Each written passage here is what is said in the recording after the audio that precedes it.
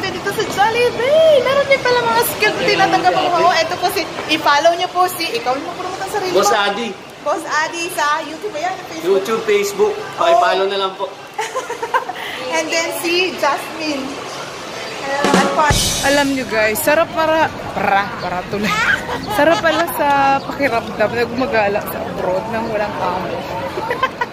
Wala pong amo kasi wala ng trabaho. Walang uuwian. O, diba? Kaya, ini-enjoy na natin ang moment dahil pag tayo umuwi ng Pilipinas, hindi na tayo basta sa makakarating, makakabalik dito sa mga pinagagalaan natin. So, it's a blessing pa rin. Kahit walang amo, walang trabaho. Kakaiba po, rare ang experience na ganito. Makagala ka sa ibang lugar, ibang bansa na walang amo. O, diba? Feeling ko tuloy sa Pilipinas ako. Malaya!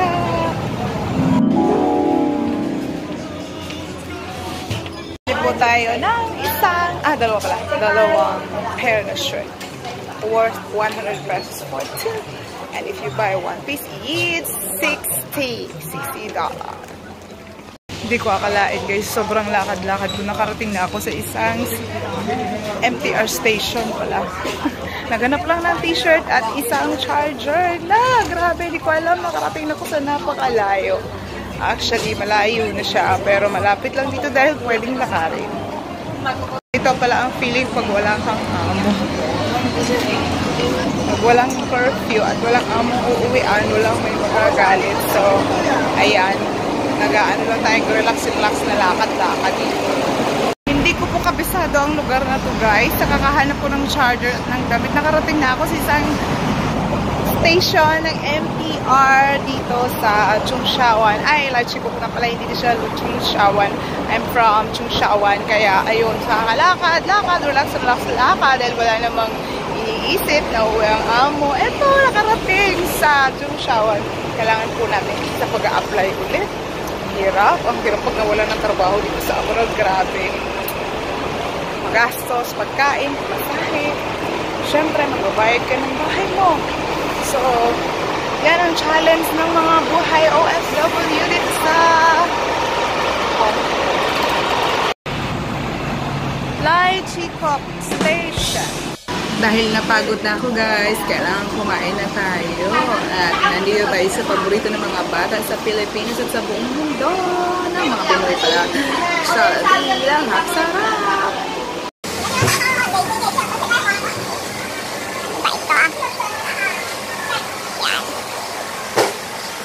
Guys, ito nga pala yung kasama ko. Siya po yung aking kabady-bady ngayon. Wala po kaming mga amo, kaya malaya po kami dito sa bansang ito.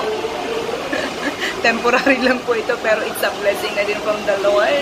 Take it as a blessing kasi yung buhay na to, pinapangarap to ng ibang mga tao sa Pilipinas, pero sa amin ibinigay ng Panginoon, kaya every blessing is a blessing talaga. Thank you, Jasmine. Yes. Yes, ma'am. Dito siya, si Jasmine. Thank you. Nakilala kami na Pinoy. Ano pangalan mo, ma'am, sa vlog? Rose the Overcomer. Sige, thank you. Hello guys, nandito tayo sa Jollibee, Hong Kong. Nandito po, nakilala natin si Jasmine. Isang kababayan natin. Ayan po, ang cute-cute po ni Jasmine. Iyan, ano masasabi mo? Sa Jollibee. Kaya papalit na sa Jollibee.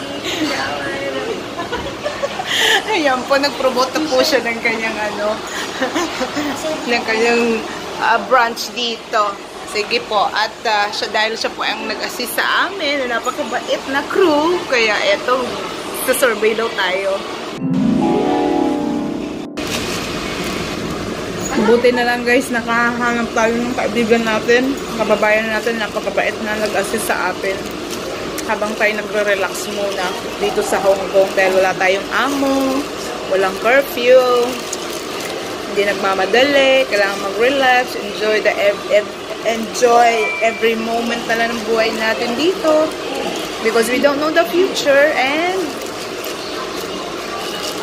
We don't know kung makakabalik pa ako dito. Makabalik pa tayo dito. So, depende kay Lord. Kaya, enjoy na lang ang last moments natin. Last moment, last minute, last days in Hong Kong. Iba po talaga ang paborito ng mga bata. Ngayon, paborito na rin talaga ng mga OFW. Ang chicken doy. Sa Jollibee, bida ang saya. Hello guys! Meron tayong nakilalang mga kababayan natin dito sa Jollibee. Meron din pala mga skills na tinatanggap ako. Ito po si, i-follow niyo po si, ikaw mo promote ang sarili mo. Boss Adi. Boss Adi sa YouTube ba yan? Facebook? YouTube, Facebook. Pakipollow na lang po. And then si Jasmine. Ano pa? Facebook mo? Jasmine. Jasmine Perez. Okay. Kala ko Jasmine. Daming Jasmine eh. Thank you sa pag-assist ha. Thank you sir. Galing ko kayo. Ma'am Rose Mission. Thank you. O diba, ang babae talaga basta Pinoy. Talagang hospitable talaga ang mga Pinoy, mga guys.